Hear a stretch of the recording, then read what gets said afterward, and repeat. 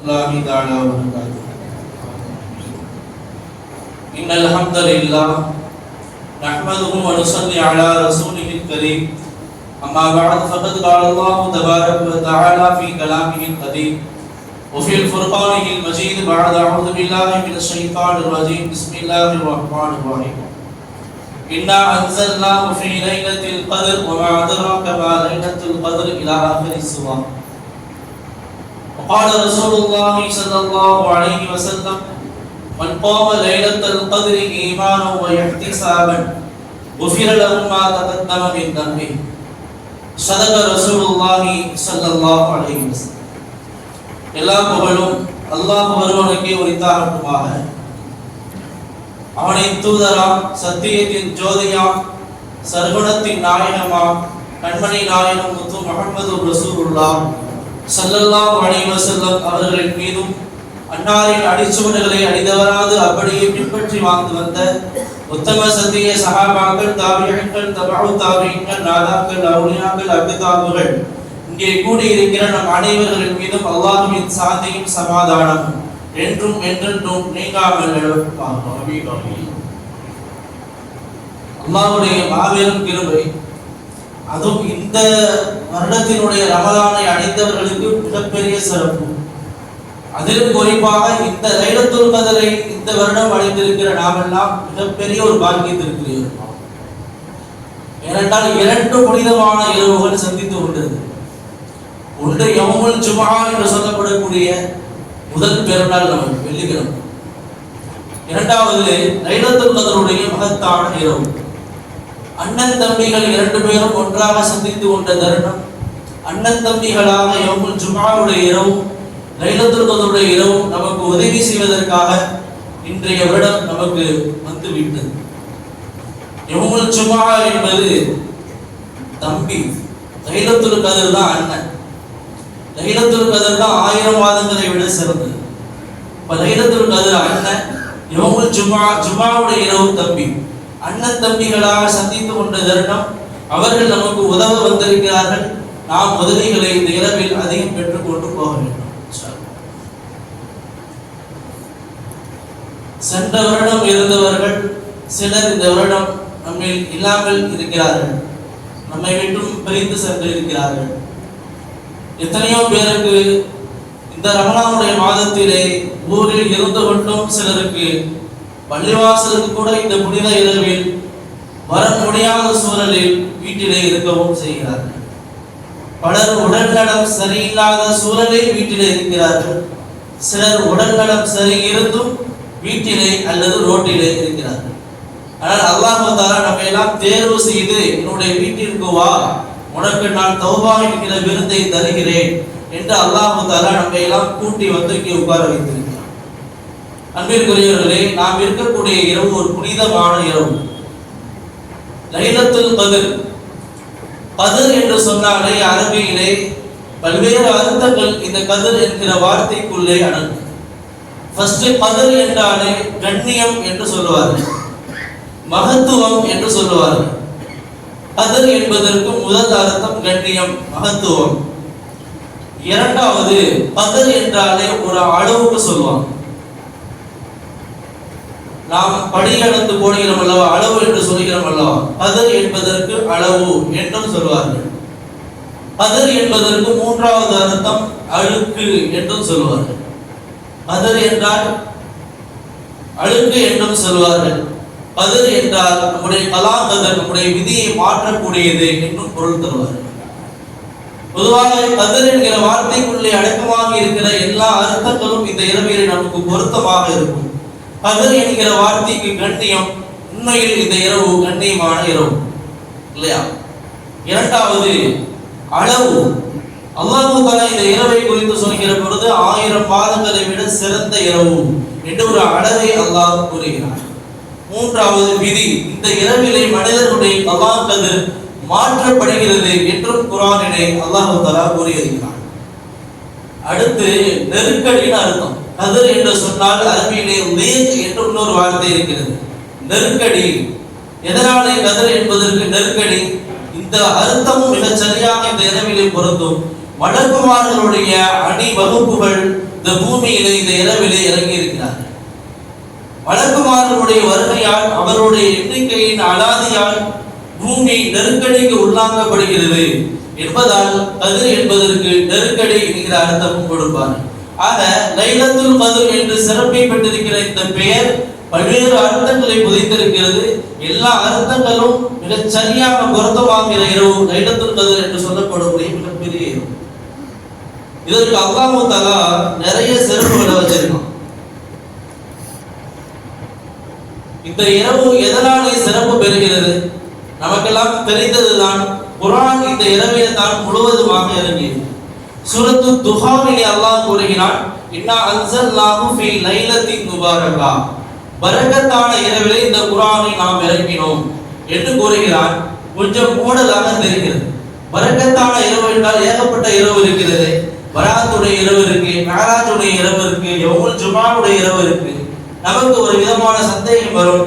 அல்லாஹ் தெளிவாக சொல்லிவிட்டான், இன்னா அன்ஸல்நாஹு ஃபீ லைலத்தின் கத்ர், லைலத்துல் கத்ருடைய இரவிலே நாம் குர்ஆனை இறக்கினோம். ரெண்டு ஆயத்துமே சரியானதுதான். இன்னா அன்ஸல்நாஹு ஃபீ லைலத்தின் முபாரகா, பரக்கத்தான இரவுல நாம் இறக்கினோம் என்று சொல்லக்கூடிய இந்த ஆயத்திற்கு விளக்கம் எழுதுகிற முஃபஸ்ஸிரீன்கள் கூறுகிறார்கள், பராத்துடைய இரவிலே அல்லாஹ் தஆலா முதல் வானத்தில், இந்த உலகத்தினுடைய முதல் வானத்திலே அல்லாஹ் தஆலா குர்ஆனை இறக்கினார். லைலத்துல் கத்ருடைய இரவிலே தான் அல்லாஹ் முழுவதுமாக இந்த சமூகத்திற்கு, இந்த உலகத்திற்கு அல்லாஹ் குர்ஆனை இறக்கி தருகிறார். இந்த இரவு சிறப்பு பெறுவதற்கான முதல் காரணம் குர்ஆன் இறங்கியது என்பதால் ஒரு இரவை அல்லாஹ் மிகப்பெரிய சிறப்புக்குள்ளாக ஆக்கியிருக்கிறார். பொதுவாகவே குர்ஆனோடு சம்பந்தப்படுகிற எல்லாருமே சிறப்பு பெறுவார்கள். மலக்கு ஜிப்ரீல் அலைஹிஸ்ஸலாம் அவர்கள் குர்ஆனுடைய வஹியை கொண்டு வருவதற்கு முன்னால் அவர் மலக்கில் ஒருவர். ஆனால் அல்லாஹ் தஆலா அந்த ஜிப்ரீல் அலைஹிஸ்ஸலாம் அவர்களுக்கு வஹி கொண்டு வருகிற பொறுப்பை கொடுத்து விட்ட பிறகு மலக்குமார்களிலே சிறந்த மலக்காக ஜிப்ரீல் அலைஹிஸ்ஸலாம் மாறி போய்விடுகிறார். சய்யிதுல் மலாயிகா, மலக்குமார்களுக்கெல்லாம் தலைவர் என்கிற பட்டத்திற்கு சொந்தக்காரராக ஜிப்ரீல் அலைஹிஸ்ஸலாம் குர்ஆனுடைய தூதை கொண்டு வந்ததால் அவர் சிறப்பு பெறுகிறார். நாயகம் ஸல்லல்லாஹு அலைஹி வஸல்லம் அவர்களுக்கு முன்னால் உள்ள நபிமார்களை விடவும் சிறப்பு பெறுகிறார்கள். காரணம், ஏராளமான காரணம். முதல் காரணம், குர்ஆனை அவர்களுக்கு அல்லாஹ் தஆலா அன்பளிப்பாக அற்புதமாக அல்லாஹ் கொடுத்தான். பெருமானார் நபிமார்களை விடவும் மற்ற நபிமார்களை விடவும் சிறப்பு பெறுகிறார். குர்ஆன் இறங்கிய ஊர் என்பதாலே மக்காவும் மதீனாவும் சிறந்த ஊராக கியாமத் நாள் வரைக்கும் போற்றப்படத்தக்க ஊராக மாறியிருக்கிறது. குர்ஆனுடைய வசனங்கள் அங்கே இறங்கியதால் மக்காவும் மதீனாவும் சிறந்த பூமியாக மாறிவிட்டது. இந்த உம்மத்தும் சிறப்பு பெறுகிறது. இந்த உம்மத்திற்காக அல்லாஹ் தஆலா குர்ஆனை இறக்கினான். எனவே குன்தும் கைர உம்மத்தி, நீங்கள் சிறந்த உம்மத்தாக ஆகிவிட்டீர்கள் என்று அல்லாஹ் நம்மை பார்த்து கூறுகிறார். ஆக குர்ஆனோடு சம்பந்தப்படுகிற, குர்ஆனோடு தொடர்புபடுகிற எல்லாருமே சிறப்பு பெற்றவர்களாக மாறிவிடுகிறார்கள். அந்த இடங்களும் சிறப்பு பெற்றதாக மாறிவிடுகிறது. சாதாரண ஒரு மனிதராக இருந்த நாம் குர்ஆனை மனதிற்குள் ஏற்றிவிட்டால் அவர்களுக்கு பட்டம், அவர்களுடைய பெயர் ஹாஃபிஸ். இன்றைக்கு ஹாஃபிஸாக இங்கே உட்கார்ந்திருக்கிறார்கள் என்று சொன்னால், ஹாஃபிஸ் ஆகுவதற்கு முன்னால் அவர் பெயர் சொல்லி அழைக்கப்பட்டு இருப்பார். குர்ஆனை மனதிலே ஏற்றி விட்டதால், குர்ஆனை மனதோடு ஒப்பிட்டு விட்டதால், இணைத்து விட்டதால் ஹாஃபிஸ் என்கிற உயரிய பட்டத்திற்கு சொந்தக்காரராக மாறிவிடுகிறார். ஆக குர்ஆன் யார் யாரோடெல்லாம் தொடர்பு படுகிறதோ, யார் யாரோடெல்லாம் இணைகிறதோ அவர்களெல்லாம் சிறப்பு பெறுகிறார்கள் என்பதை நம்மால் பார்க்க முடிகிறது. அந்த வகையிலே லைலத்துல் கத்ருடைய இரவு குர்ஆன் இறங்கிய இரவு என்பதால் லைலத்துல் கத்ர் மிகச் சிறந்த இரவாக இஸ்லாமிய உலகிலே பார்க்கப்படுகிறது. இரண்டாவது சிறப்பு என்ன? அல்லாஹ் சொல்றான், 1000 மாதங்களை விட சிறந்த இரவு. நாம் கணக்கிட்டு பார்த்தால் ஒரு 1000 மாதங்கள் என்று நாம் கணக்கிட்டு பார்த்தால் ஒரு 83 வருஷம் வரும். அல்லாஹ் அந்த மாதத்தை குறித்து சொல்லுகிற பொழுது கைரும் மின் அல்ஃபி ஷஹர், 1000 மாதங்களை விட சிறந்தது ஒரு இரவு லைலத்துல் கத்ருடைய இரவு என்று அல்லாஹ் தஆலா குர்ஆனில் குறிப்பிடுகிறார்.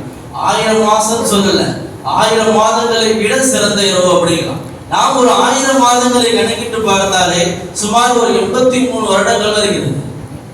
83 வயசு வரைக்கும் எல்லோரும் உலகத்திலே வாழ்வோமா என்பது சந்தேகம்.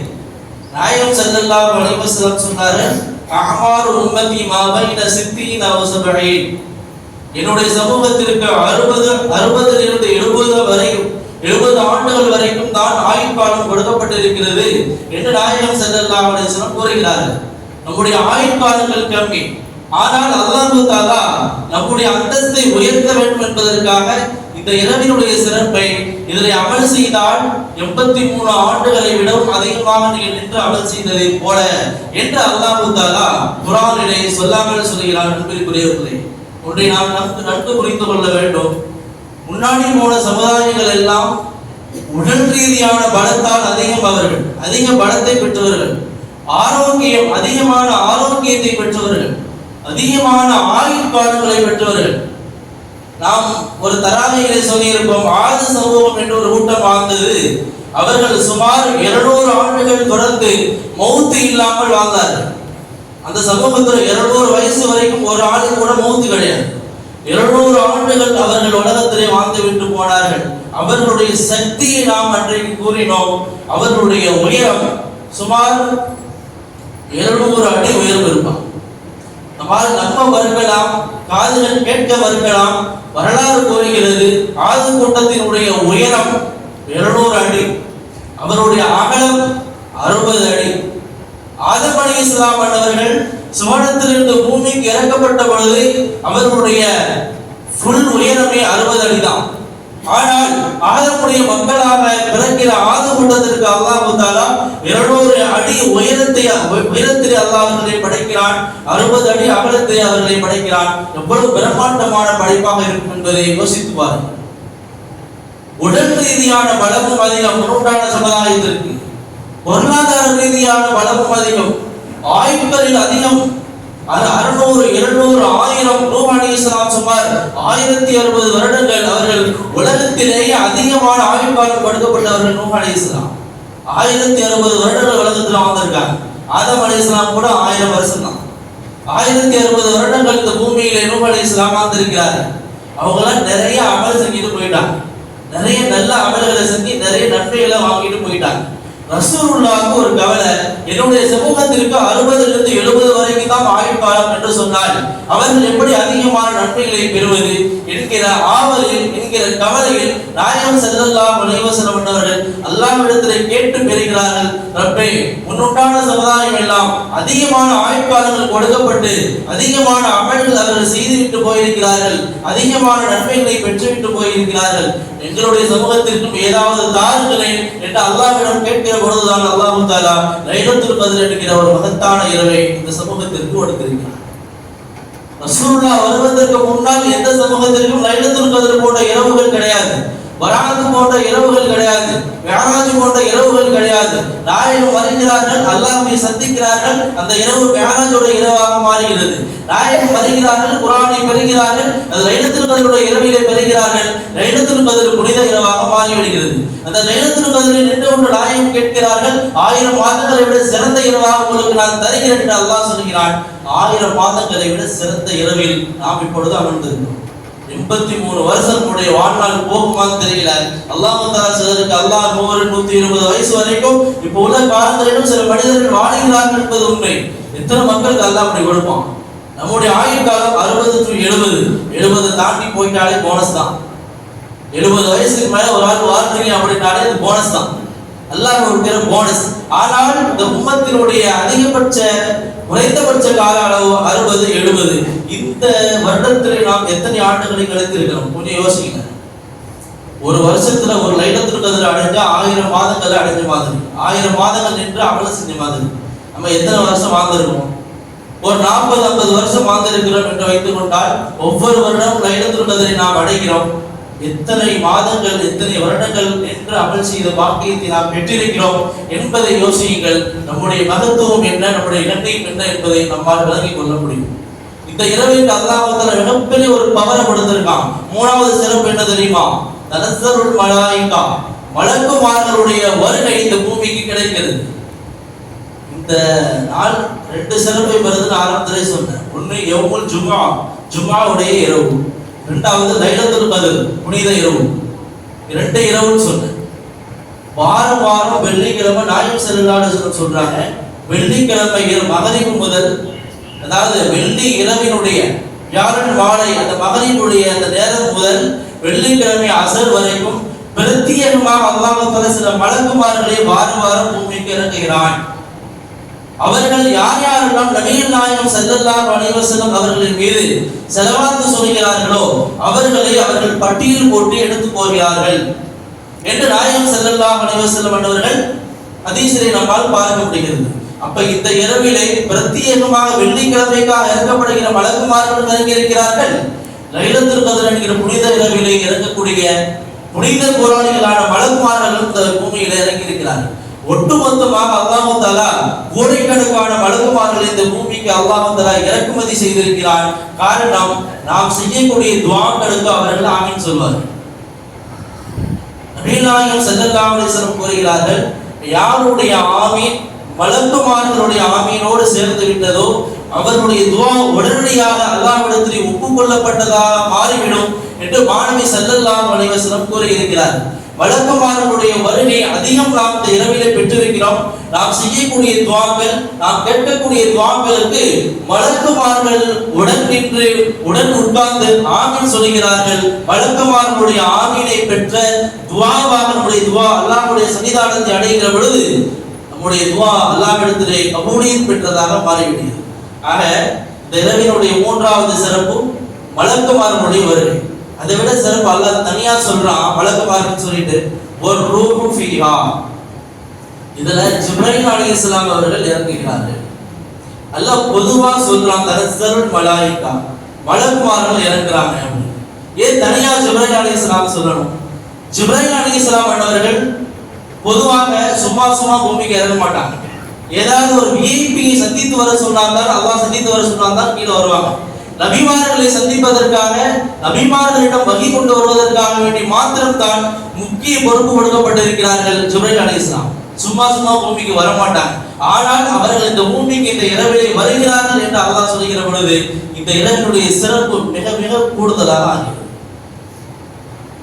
ஒரு தடவை ரசூலுல்லாஹ் ஜிப்ரீல் அலைஹிஸ்ஸலாம் பார்த்து கேட்டாங்கன்னா, ஜிப்ரீல் அலைஹிஸ்ஸலாம் வந்து வகி கொண்டு வந்து கொடுத்து விட்டு போய் பல நாள் ஆயிடுச்சு, அடுத்த வகி வருது. ரசூலுல்லாஹ் அடுத்த வாரம் ஜிப்ரீல் வரும்பொழுது கேட்டாங்க, என்ன ஜிப்ரீல உன்ன மாதிரி நீங்களா இப்ப அதிகமா வருது இல்லையே என்ன? ஜிப்ரீல் அலைஹிஸ்ஸலாம் பதில் சொல்லல, அமைதியா இருக்கிறாங்க. அப்ப அல்லாஹ் வந்து ஜிப்ரீல் பூமியில இருக்கும் பொழுதே அல்லாஹ் வகி இறக்குறான். யூசுஃபுக்கும் அல்லாஹ் மன்னித்தான் என்று சொன்னார்.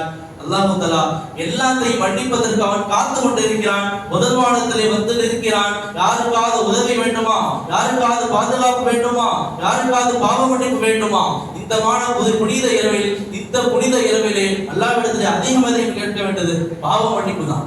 எத்தனை பாவங்கள் கொஞ்சம் யோசிங்க. இந்த மாசத்துல நோம்பு ஸ்டார்ட் ஆனதுல இருந்து நான் எத்தனை பாவங்களை செய்தேன் கொஞ்சம் யோசிக்கணும். யோசிச்சு பார்த்து அல்லாஹ்விடத்தை கையேந்துங்கள். அல்லாஹ் இந்த பாவங்களை எல்லாம் நான் செய்து விட்டேன், இதெல்லாம் மன்னிச்சிரு. இதற்கு மேல் இந்த பாவங்களில் இருந்து பாவங்களை செய்யாமல் என்னை பாதுகாத்து விடு. துஆ இப்படி செய்யணும். வெறுமனே பாவங்களுக்காக மன்னிப்பு மட்டும் கேட்டுட்டு போயிடக்கூடாது. அந்த பாவங்களில் நான் அடுத்து ஈடுபடக்கூடாது. இந்த உறுதிமொழி இருந்தால் கண்டிப்பாக நாம் பாவத்தை விட்டும் பாதுகாப்பு பெறலாம். பாதுகாப்பான வாழ்க்கையை நாம் துவங்கலாம். அன்பிற்குரியவர்களே, ஆக துஆ கேட்கிற இதே சமயத்திலே இந்த புனித இரவிலே நாம் நமக்காக துஆ கேட்கிறோம், அடுத்தவர்களுக்காகவும் நாம் துஆ கேட்க வேண்டும். மிக குறிப்பாக பாலஸ்தீனத்திலே இன்றைக்கு பாழாய்படுத்தி கொண்டிருக்கிற இஸ்ரேலியர்கள் மிகவும் கொடுமைக்கு உள்ளாக்கப்பட்டிருக்கிறார்கள். பாலஸ்தீனியர்கள் ஒரு 2 நாளைக்கு முன்னாடி ஒரு வீடியோ பார்த்தோம். ஒரு மிகப்பெரிய ஒரு குண்டா, ஒரு தொட்டி மாதிரி செஞ்சு கடுமையான கொதிக்கக்கூடிய நீர் அதுல இருக்கு. மேல இருந்து கைத்தை கட்டி ஒவ்வொரு ஆளா உள்ள வச்சு முக்கி எடுக்கலாம். பலஸ்தீன்ல இஸ்ரேலியர்கள், யூதர்கள் ஒவ்வொரு ஆளையா உள்ள முக்கி எடுக்கலாம். கொதிக்கக்கூடிய கடுமையான சூடான நீர் அது. பாலக குழந்தைகளால் எப்படி தாங்க முடியும்? சாதாரண மனிதர்களால் எப்படி அதை தாங்கிக் கொள்ள முடியும்? மிகப்பெரிய ஒரு சித்திரவதைக்கு ஆளாக்கப்பட்டு கொண்டிருக்கிறார்கள் பலஸ்தீனியர்கள். அந்த மக்களுக்காகவும் அந்த மக்களுடைய பாதுகாப்பிற்காக வேண்டி நாம் இந்த புனிதமான இரவிலே அல்லாஹ்விடத்திலே கையேந்துவோம். எல்லாம் வல்ல அல்லாஹ் தஆலா நாம் செய்திருக்கக்கூடிய எல்லா பாவங்களையும் விட்டு அல்லாஹ் நம்மை பாதுகாப்பானாக. இனி நம்மை வந்தடையக்கூடிய முசீபத்துகளை விட்டு அல்லாஹ் தஆலா நம் அனைவர்களையும் பாதுகாத்து அருள் புரிவானாக. ஆமீன். வ ஆகிரு தஅவானா அல்ஹம்துலில்லாஹி ரப்பில் ஆலமீன்.